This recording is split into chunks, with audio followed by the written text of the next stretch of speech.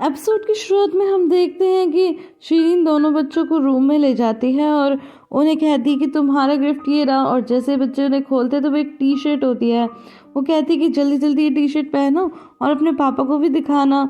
और वो बच्चे तो बहुत ही एक्साइटेड होते हैं, बहुत ही खुश होते हैं, क्योंकि वो तो अपनी मौसी से बहुत प्यार करते हैं और उन्हें लगता है कि उनकी मौसी उनके लिए गिफ्ट लाई है। तो उसके बाद वो फटाफट वो टी शर्ट पहन लेते हैं जिस पर शीरीन की फ़ोटो बनी होती है।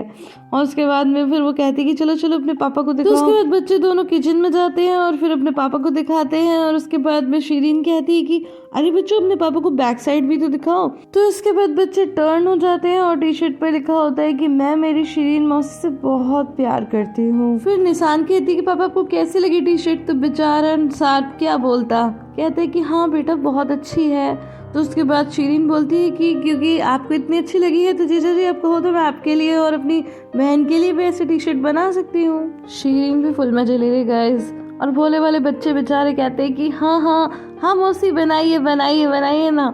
तो उसके बाद में सार्प कहता है कि नहीं नहीं इसकी कोई ज़रूरत नहीं है। लेकिन शीरीन कहती है ओ जीजू ऐसी कोई बात नहीं है, पास में ही तो है शॉप, में फटाफट बना लो और आप इसे बिल्कुल फैमिली की तरह पहनना, मेरे डोरुक को भी बहुत अच्छा लगेगा, है ना डोरुक। तो कहता है कि हाँ हाँ। फिर निशान कहती है कि हाँ हाँ हाँ पापा आप भी बनवा लीजिए। इतने में मिस्टर एनवर वहाँ जाते हैं और फिर बच्चे दौड़ के जाते हैं, उनके गले लग जाते हैं, उनका वेलकम करते हैं और फिर शीरीन भी उनका वेलकम करती है। लेकिन वो उनकी टी शर्ट की तरफ देखते हैं तो शीरीन से कहते हैं कि ये सब क्या है बेटा, जब बाहर और सार्प ये देखेंगे तो उन्हें अच्छा नहीं लगेगा।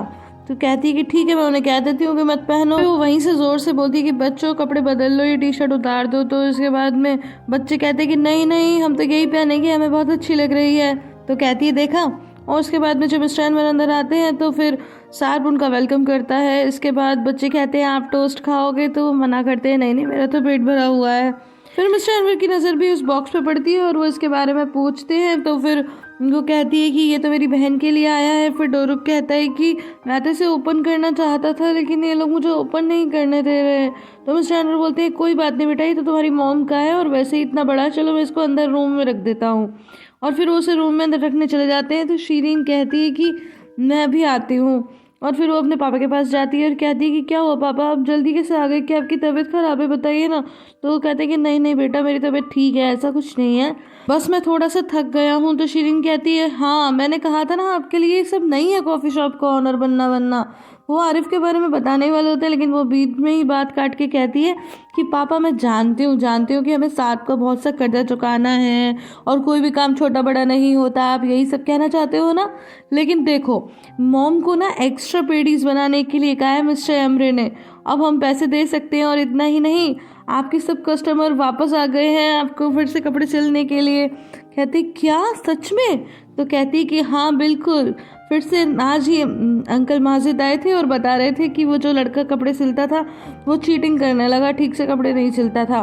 तो फिर सारे कस्टमर आपके पास ही आ रहे हैं आज सुबह से। लेकिन वो एकदम से परेशान हो जाते हैं और वो कहती क्या हुआ पापा। तो वो बोलते हैं मैं सोच रहा हूँ कि उस लड़के ने ऐसा क्यों किया। तो फिर शीरीन बोलती है कि हमें क्या लेना देना, जो वो करना चाहता था उसने किया।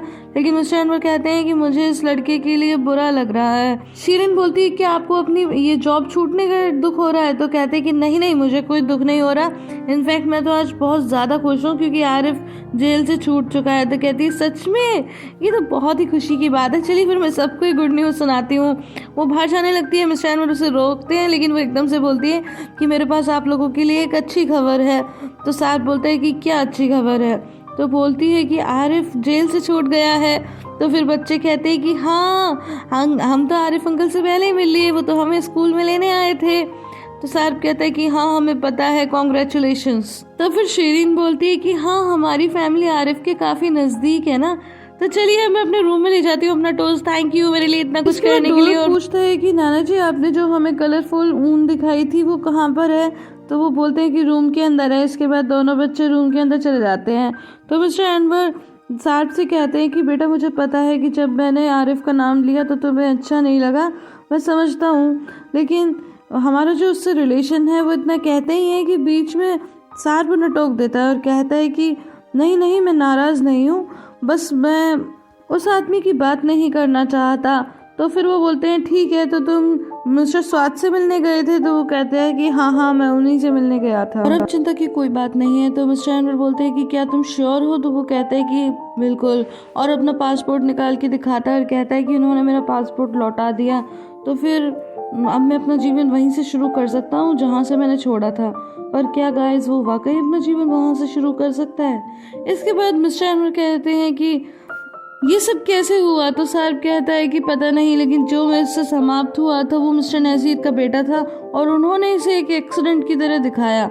तो जिस दिन से मैं गायब था पुलिस कभी मेरे पीछे थी ही नहीं। मिस्टर एनवर कहते हैं कि हमें देखना होगा इसमें कितनी सच्चाई है। मैं शीरीन को बोलता हूँ कि अपना लैपटॉप लेकर आओ और हम ई-गवर्नमेंट की वेबसाइट पर चेक करते हैं। और ये कहकर वो शीरीन को आवाज लगाते हैं। तो सार्प उन्हें कहता है कि नहीं मुझे उसका कंप्यूटर नहीं चाहिए। तो शीरीन आती है तो बोलती है क्या हुआ पापा?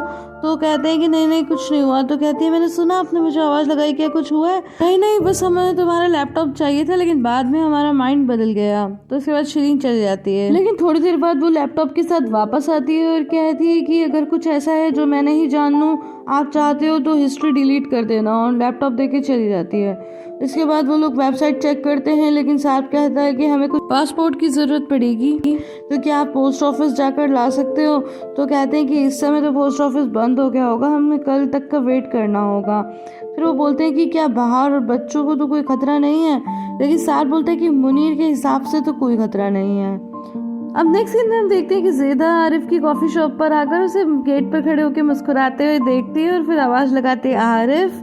तो कहता है कि क्या हुआ? फिर बोलता है बताओ ना। तो कहती है कि तुम आ गए हो ना, तो पड़ोस पड़ोस लग रहा है और कैफे कैफे लग रहा है। तो ये सुनकर आरिफ भी मुस्कुराने लगता है। फिर आरिफ कहते रुको तुम ही कहना चाहती हो कि जब यहाँ मिस्टर एनवर काम करते हैं तो कॉफी नहीं लगती? तो ज़ेदा उसे ऐसे पंच करते हुए कहती है अरे नहीं, मैं ये कहना चाहती हूँ कि इंसान जिसे देखता आ रहा है उसे ही देखने का आदी होता है। तुम्हें मेरी बात स्टूपिड लगेगी, लेकिन मैं तो यूसुफ के लिए भी देखती थी। एंड गाइस, यहाँ पर ज़ेदा बिल्कुल सही कह रही है। जब कभी सीरियल में कोई कैरेक्टर हम लंबे समय तक देखते हैं और फिर अचानक से वो लोग उसे बदल देते हैं तो फिर बहुत ही अटपटा सा लगता है, और कई बार तो फिर वो सीरियल ही चलना बंद हो जाता है। और वही रियल लाइफ में कोई इंसान जिससे हम रोज मिलते हैं, हालांकि उससे कोई खास रिलेशन ना हो, और वो अचानक दिखना बंद हो जाए तो फिर हमें उसका इंतजार सा होने लगता है। तो इसके बाद आरिफ टॉन्ट करते हुए कहता है कि चलो फिर तो मिल लो तुम अपने यूसुफ से।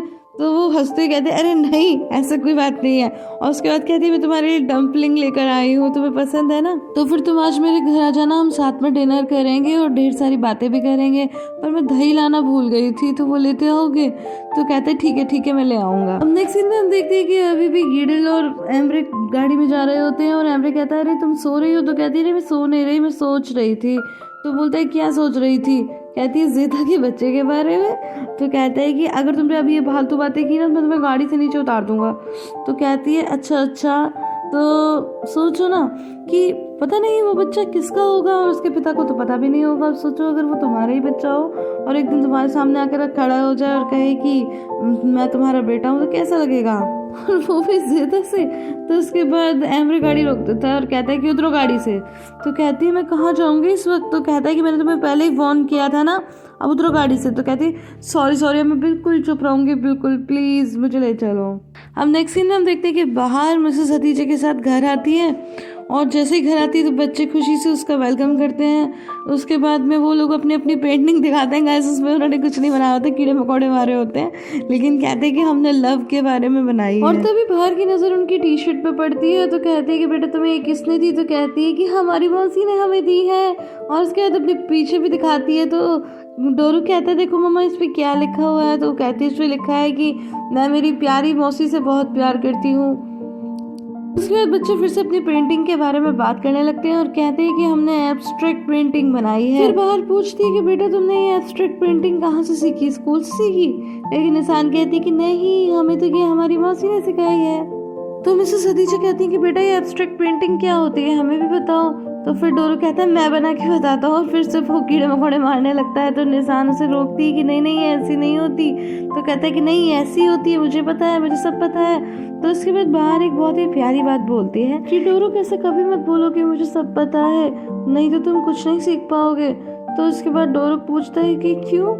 तो वो कहती है कि जब तुम कहोगे कि मुझे सब पता है तो तुम ना कोई सर्च करोगे ना कोई स्टडी करोगे, तो फिर तुम वहीं के वहीं रुक जाओगे।